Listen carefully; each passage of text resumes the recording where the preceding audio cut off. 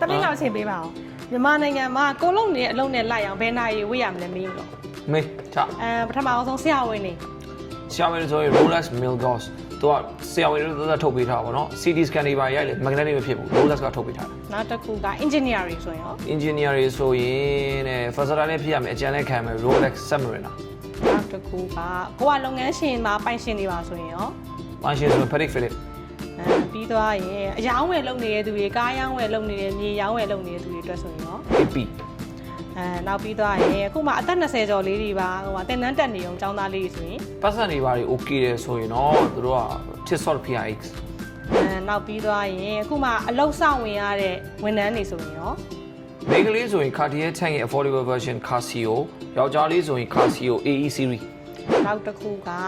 အလုတ်ကင်နေမလို့ဘူးပေါ့စော်ကြည့်ခြင်းတယ်ဗျာဆိုရင် စောကြည့်ခြင်းနဲ့ဆိုရင်တော့ဒီ Rolex Daytona Panda ဒါလေးနဲ့Seiko Sweet Time ပါအားလေးပိုက်တယ် chronograph လေးတွေ နောက်ဆုံးတစ်ခုကတဲဆိုရင်ရောဘာဝယ်ရမလဲ